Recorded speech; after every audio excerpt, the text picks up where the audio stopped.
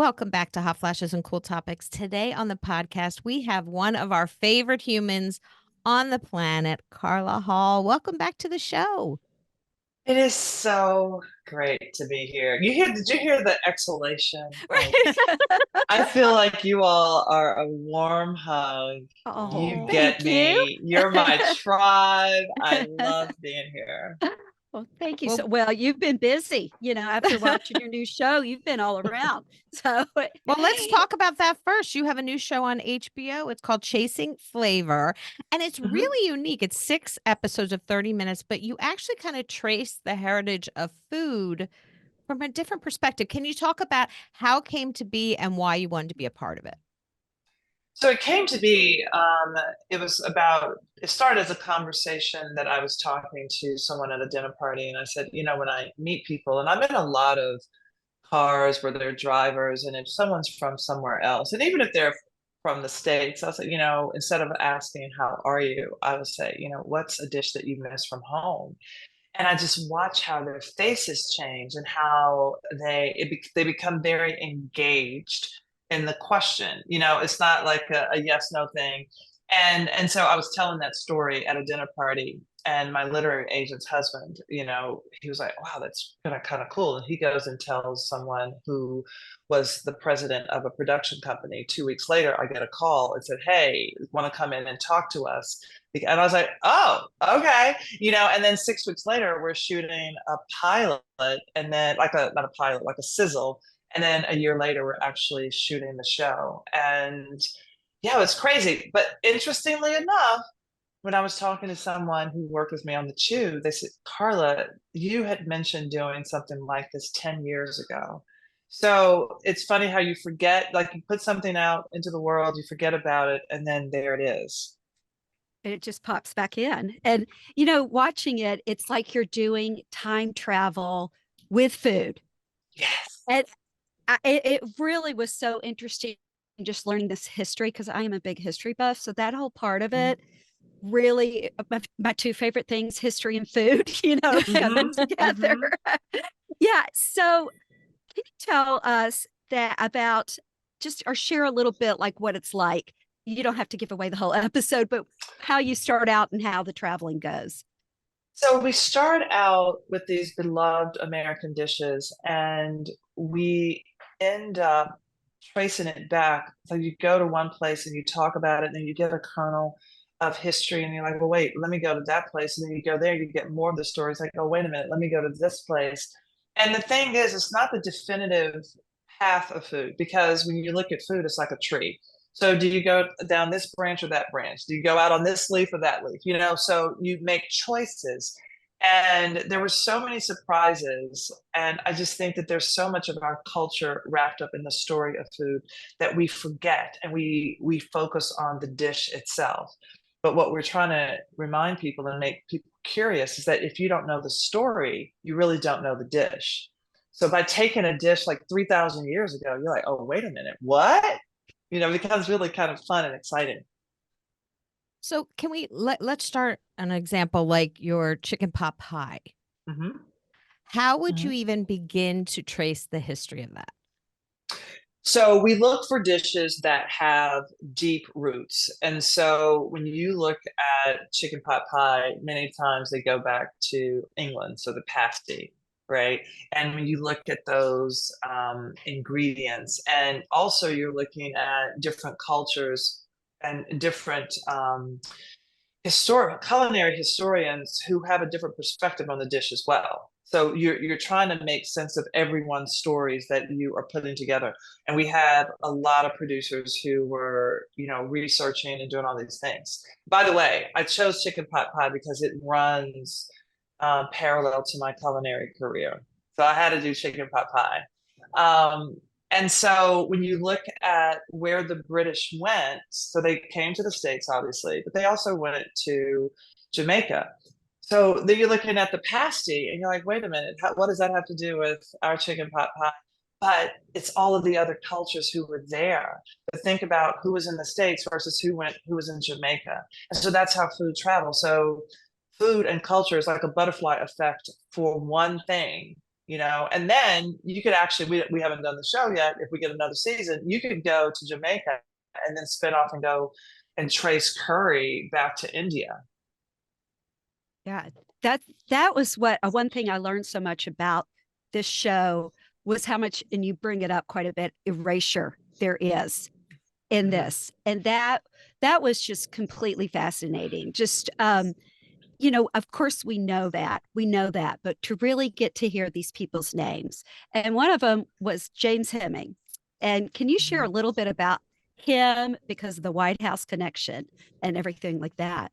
Yeah, so James Hemings was I guess we say chef of Thomas Jefferson and Sally Hemings' brother, and he was actually trained in France. So you've been hearing a lot about James in the last decade or so. I mean, there's a foundation who is talking a lot about James, and so James was responsible for bringing back and continuing the making of ice cream in the White House.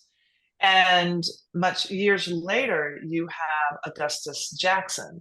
So if James Hemings brought ice cream here, it was Augustus Jackson, who was also an enslaved chef at the White House, who was there for 20 years, moved to Philly, and was the father of ice cream, who created the idea of how ice cream was made. But he wasn't given the credit. And then that credit goes to a white woman. And it's interesting because even in telling this story, people say, "Oh, he didn't patent his invention." I mean, what black man at that time, before slavery ended, in the 1860s, what black person was making a patent on something, right? So that was also very important in terms of the voices and the culinary historians who are telling the stories, because if you own the publishers and the books and the media, that's going to be the perspective of your history. And so you dig and try to get to another perspective and what was actually the truth of how there were more people adding to this experience than what is actually taught in school. It was really interesting. How did you choose 6 dishes? Because, like, how do you narrow that down? Well, it's a committee. There's a network. There's a lot of discussion. We had so many other things that we wanted to do, but also keeping in mind this was shot during the pandemic. So we shot it at the end of 2020 on into, I think, the end of January 2021. So that's when we were shooting. There were certain places we couldn't go. So for barbecue, we really wanted to go to Korea because the Korean barbecue is so well known, but the quarantine restraints prevented us from going there. So a lot of it was time and place and where we could go and get in and get out. But also it was these deep stories that we wanted to tell. Like I wanted to do pancakes because I think pancakes are something that you can have wherever. Also, if you're traveling to a country, you can find flour, you can find milk, you can find eggs, but still, so you can hold onto your culture, right? There was a strawberry shortcake, and there was a strawberry festival that I wanted to go to, and then we didn't get to do that. That's all. So we need more seasons. We Season definitely 2. need more seasons. Yeah, We need more seasons. Yeah, I know what I love too about the stories in the shows were the people used what was available to them. Yeah, Yes. and just the barbecue one where they went to Virginia. Can you share a little bit about how, like, just going out and chopping, the baster, like the wand? You're referring to the Yes. wand. No, Yes. what I loved about that barbecue story, I live in Washington, D.C. I mean, Virginia is right there. It's in the name, the DMV. I have heard very little about Virginia barbecue. And when we think about not only our forefathers, but honestly, the making of barbecue as we know it happened right there in Virginia. So the trifecta are the Europeans because they did the whole hog, and our forefathers were having these political events, bringing people to the yard, But then you had the enslaved who was basically using all of their spices and tricks and all of that. And then you had the Native Americans who were digging the pit, or the barbacoa and digging the pit. So it was a trifecta. So you need all three of those cultures to create what we now know as our American barbecue.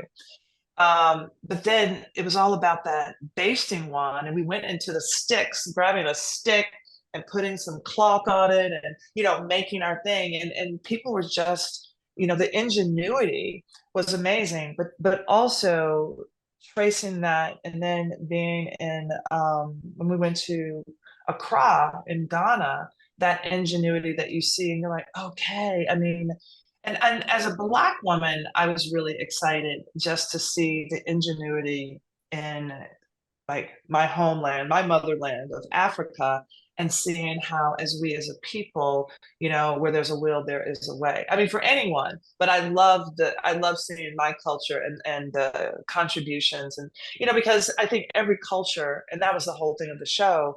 I want you to see a piece of your history and feel a sense of pride, no matter who you are and what those contributions were. How has the response been since the show came out? It has been so great. Everyone says, Yay. "Where can I see more seasons?" Well, and it's funny because I did an interview and in DC, and they wouldn't have said this on air, but they said, we just wanted you to come because we really like you, Carla. But then we watched the show and it was really awesome. I'm like, thanks. I'll take that. I will take that. So Whatever I it think takes.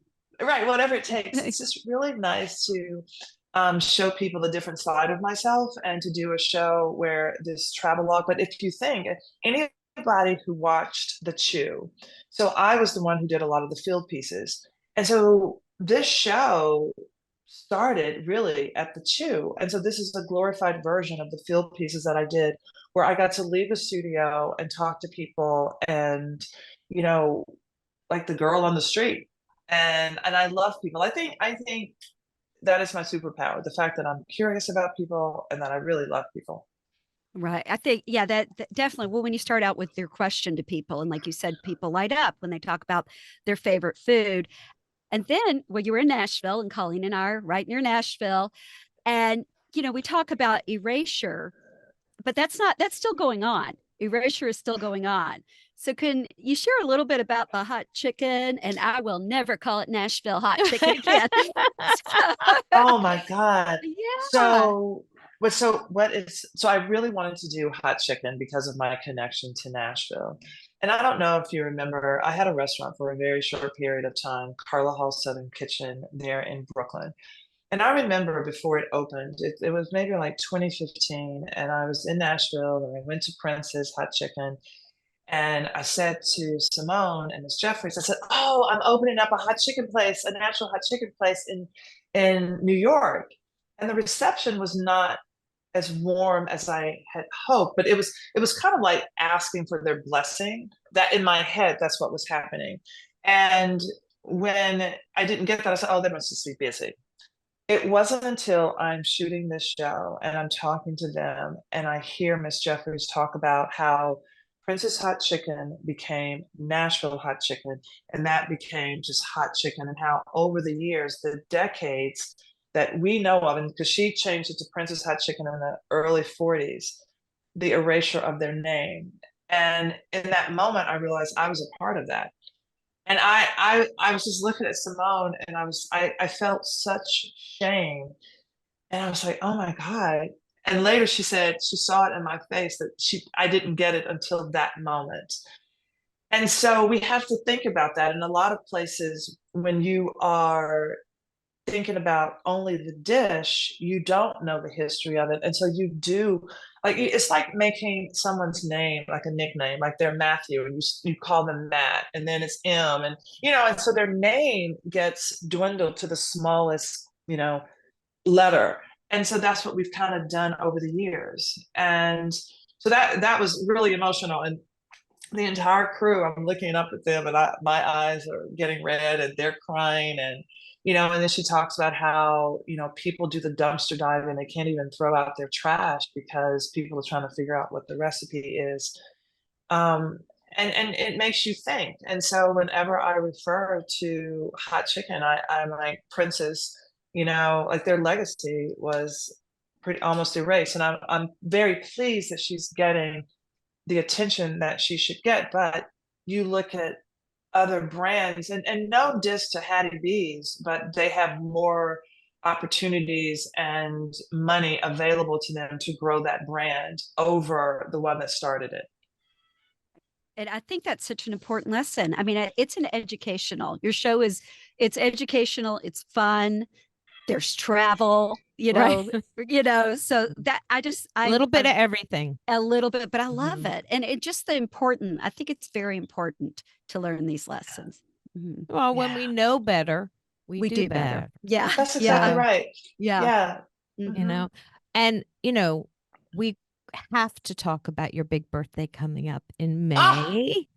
Because you have seen Carla everywhere talking about getting her sexty back. So, where did that come from? But but you know, it was interesting. So I decided, I've been thinking about this 60th birthday. I mean, I'm all about milestone birthdays. So my 40s, when I turned 40, when I turned 50, and 60 is a big one. And also the age at which, you know, people don't want to really talk about their age. And I decided to have a photo shoot of my birthday, and it was one of the stylist who made this shirt for me that said sexy. I'm like, oh my God. You know, so that everything came about. And when I tell you that photo shoot was amazing, like the photographer was great, the hairstylist, you know, and the stylist, and then the designer of some of these outfits that I wore. So I am over waiting for somebody to do the thing that I want to do. If I want to do it, I produce it, I make it happen. And so my team, we talked about, I said, look, I want to do this photo shoot. And they're like, what are you going to do with the pictures? I said, I don't know. But I know that if we have these pictures, we can pitch them and to the paper that doesn't really have a budget, you know, that's not going to send somebody to me to have this photo shoot, but we'll already have them. And it's about doing that and doing the things that I absolutely want to do.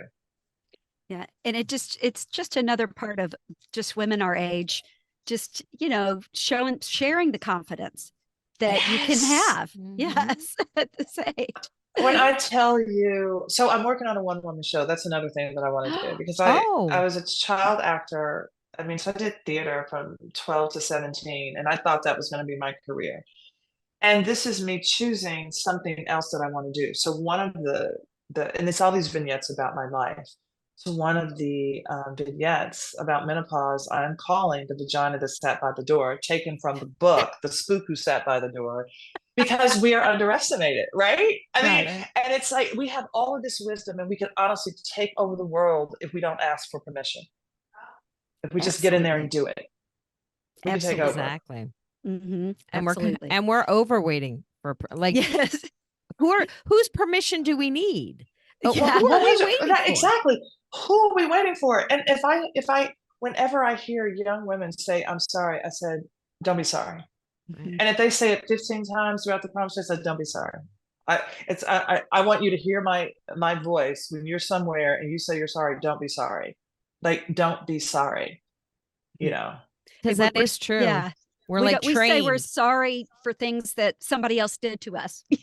Like somebody runs into us with a grocery cart and we say, "Oh, I'm so sorry," We were that I was in your way. God. we were having a conversation. We were doing this like Zoom thing where we were talking to women about menopause because that's what we talk about a lot. Yeah. And we were talking about how you can break up with your doctor if they're not giving you the answers. The looks on these women's faces is like, I never thought I could do that. I can break up with my doctor. Like, they work for you. You don't work, like, you don't have to apologize if you come in and you share something you learned and they're like, nah, I don't think so. And you're like, sorry, I guess I'm wrong. No, it's for you. And I think this time of life, we really need to get over that I'm sorry, that I don't deserve better. It's Mhm. just Uh-huh. it's time. It is time. And, you know, there's so much talk about, you know, care and the lack of knowledge when it as it surrounds menopause. And if we broke up with enough doctors because they don't know what they are doing, then we will change the trajectory of doctors actually going into a field that can help us. I mean, there are enough OBGYNs. You're going to have a baby, but what happens when those babies, the female babies, are transitioning to our age? And who is here to actually advocate for us and what is happening with our bodies? I think it's really important for those of us at this age, because we're going to change it for the next generation of young women and talk more about menopause and talk about it openly. I try to say menopause every chance I get. If I'm on TV and I can't remember something, I said pause for the minute. That's like, awesome. So true. That's awesome. Yeah, no, it's so true. Trying to get the word out is the biggest thing in this space. And, just before Colleen and I started doing this podcast, I didn't realize that our OB-GYNs only had at the most, what was it, 8 hours of study on menopause? 8 hours for how many years could this go on? 40, 50 years that you have of your life? More of your life is probably going to be in menopause than your childbearing years. Hopefully, yeah. Hopefully, let's hope it's the plan. Yeah, that's right. Yes. And it just it's so connected with aging in a negative connotation. And I just think that, who cares? Like, get exactly. Exactly. I mean, honestly, who cares? I was with my acupuncturist, and so she will ask me, well, how are things going? What do you want to work on today? And I always like balance and my brain fog. And so she said to me, well, why do you want to work on your brain fog? I'm like, why? What? Because can't call banana when I see it. No, but Yep. But she said, she said something so interesting. She's like, you've had a lot of life, and so your brain can only hold but so much of it. So why stress yourself out about remembering all the things? And as soon as she said that, I just released this anxiety about not remembering the things. And even when I'm talking about it, if I can't remember, I'm like, oh, well, that's fine. I move on. I'll move on to the next thing. Because I was so stressed about it. Like I had to remember everything. And so even though I'm not pressuring myself to look a particular way, I want my brain to function in the same way. And it doesn't. And so I have to give myself grace and permission to be okay with those changes. Yeah, absolutely. Just like you said, I'm not trying to look this certain way, and how we just want to be healthy. But you're so right about giving yourself some permission and grace. And you know what? If you can't remember banana, there's going to be somebody else in that room. You just make your hands that shape. Somebody's going to remember it. Yeah. It makes me a better charades person, partner. Yes. You know what I'm saying? I like, that thing. And that's just all my husband do all day is, that thing. And then it's like a fun guessing game, keeps the marriage alive. Yeah, Just, and it's contagious because they start forgetting too. So they're not any help anymore. You're like, that thing. Oh, right. The thing. Yeah. Then we'll remember it 2 hours later. Yes. Yeah. Oh my gosh. Yes. Or the middle of the night. Yeah. In the middle of the night, you wake up.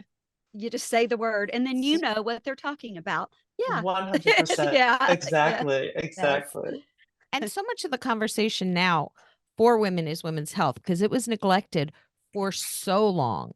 And, even when they were testing things, they would test them on men for women's products. And that's only recently in the 90s changed. So I know that you're very aware you've done cognitive testing and that you have concerns about how are you working to keep your cognitive health strong? So I'm taking all of these. I do this cognitive test called WAVI. I've been getting the NAD drips, which is a complex B vitamins. It comes in drip form and it also comes in pill form. Like the pill form, it's a very low dosage. People feel differently about the IVs. It gives me energy and I find that it helps my mental acuity. And I also started doing it for my mom because my mother has mild dementia. My grandmother had Alzheimer's. And so I was talking to a doctor about that. And I said, according to my DNA, because I took one of those tests, it said, oh, I carry the marker for early onset Alzheimer's. And I said, so what's early? And she said, I'm sorry, not early, late onset Alzheimer's. And she said, oh, it's 70 to 80. I'm like, that's not late. That's not that long. That's a decade that's from not, now. I mean, look, I can see Yeah. that right from here. I had one marker too. I had one marker also. Yeah. Yes. And so a study was done that said if you do cardio at least 3 times a week, 3 to 4 times a week, you can change that by 85%. So I can delay that to like 80 to 90. And when I think about like, and that is a motivator to get out, to walk, to do whatever, because if that's going to give me my brain health, and at the end of the day, it's all about getting oxygen to the brain. So if your brain, if the blood vessels are shrinking, is to energize them with oxygen. And so I'm like, say no more. Okay, I got Yeah. you. Yeah. Yeah. Just, yeah, it is. It's all about just trying to live this healthier life because, It's a you see different that. it's a Yeah. different mindset. We were exercising when we were younger to fitness size, whatever. Now we're exercising to stay healthy and to Right. have Yes.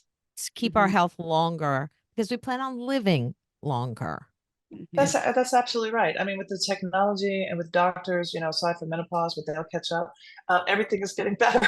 Besides menopause, you're right. You're right. Slowly picking Yeah. up on Besides that. Slowly. women's illnesses, then they'll catch It's up. just Yeah. slow Yeah. move, but Yes. it is changing. It's just, it's catching up. Yeah. If more women were given access to the information, that would, do Right. wonders. So what are you looking forward to in your sexy 60s? I'm looking forward to having conversations like this. I'm looking forward to bringing awareness and just sitting around with a group of people and talking about their experiences very like openly.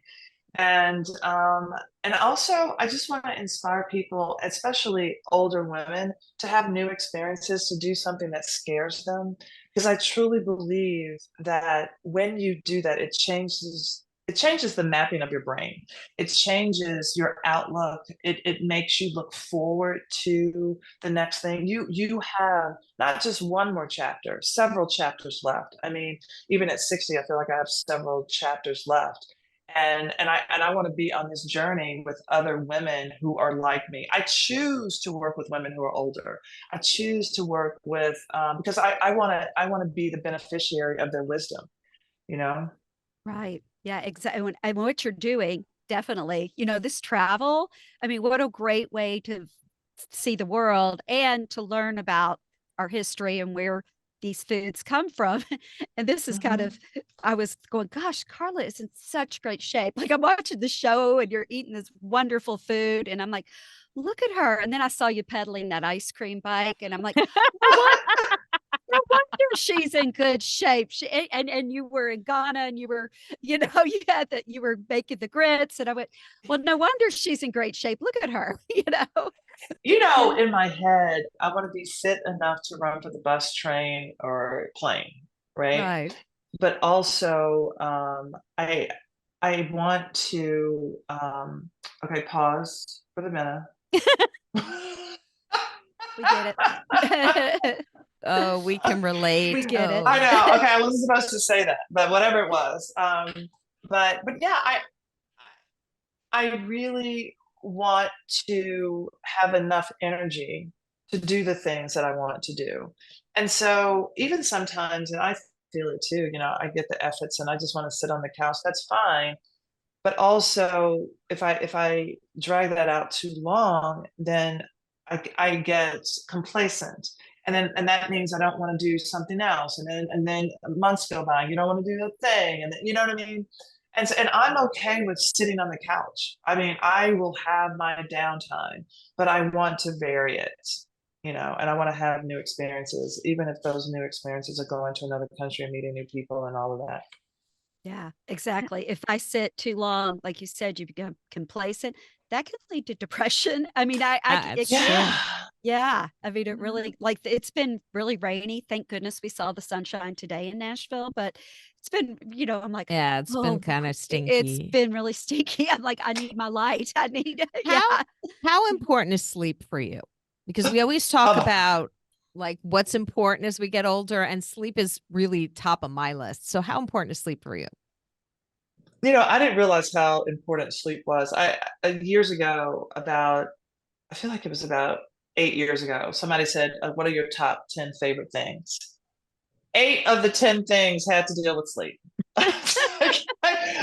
From my weighted blanket to my noise canceling Bose night earpieces to like a weighted mask to all of the thank you all of these different things to listening to Audible, like all of these To your things. fan, My I know you have a what portable the fan. fan? What a fan that is like that doesn't make a lot of noise.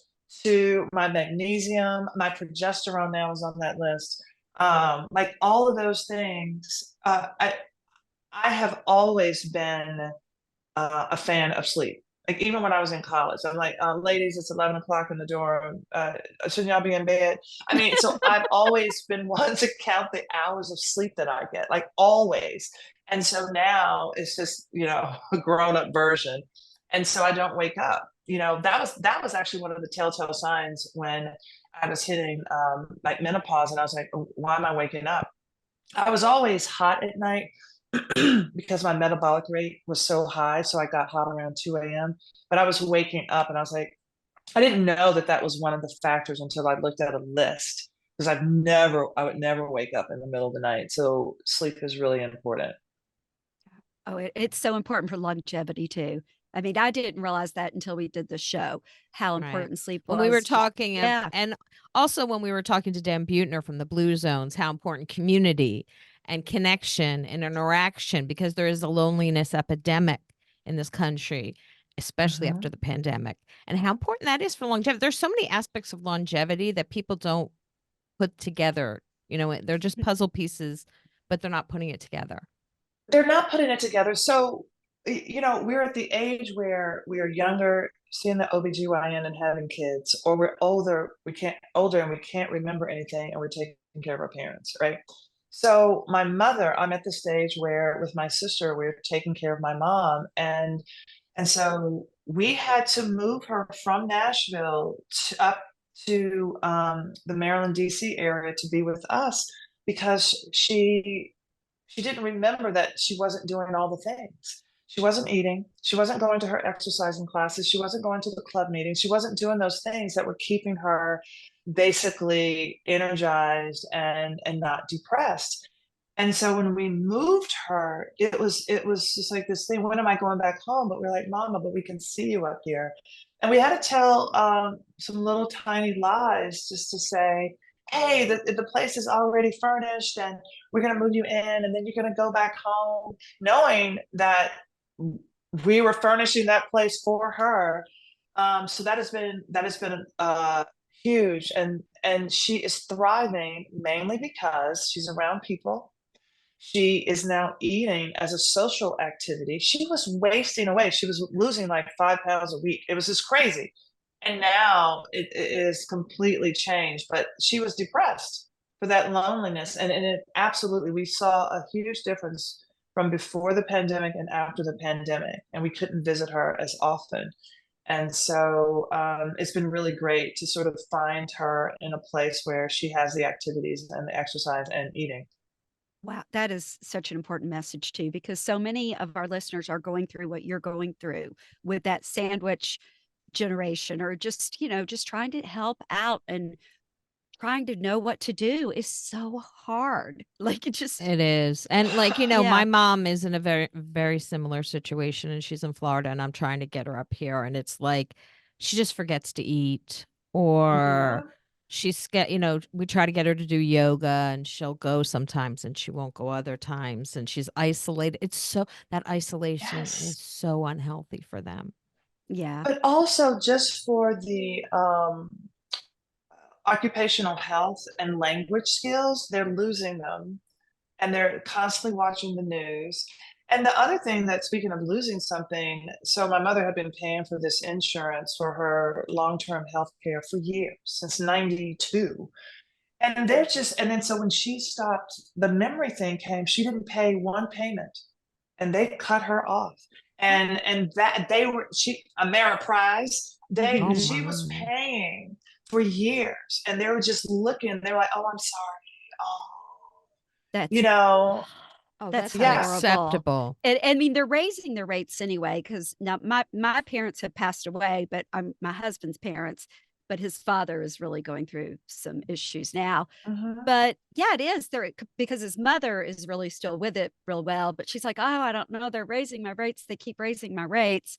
And we finally just said, well, how much more can we help you out? Because it is Exactly. crazy. It's crazy. But to cut off people when you know that they are probably at this age where they're going to They're forget going to be things. taken advantage of. That's what. Well, that's exactly it. I mean, it's Yeah. predatory. And so, right at the time when they need it, and it was about, I want to say 4 days after the fact. So she got this notice. We didn't know about it. My sister had just started taking over her bills. She stuffed it in some book or whatever. And then we were like, wait, what? And then we found out like 4 to 5 days after the fact, they're like, oh no, sorry. Oh, That's Yeah. unacceptable. that is That's unacceptable. just, It's ooh. cruel, and you're Mhm. right. It's predatory, and that Mhm. that it's tough that this time of year and how to take care of our parents and our Right. respect our elderly people. But it is important, that's a big issue too, is what do we do? People move, people live in different areas, and it can be confusing to our parents if Mhm. they have to go somewhere else. But then Right. that interaction with their family is so important. It's Mm. true. Yeah, it has taken 2 months for her to settle into a routine. And now she really enjoys being there. I mean, and now I have all of these friends who are 106, 95, and Oh, I I, love I go and like, hey, Miss Doris, Oh, hi, Melvin.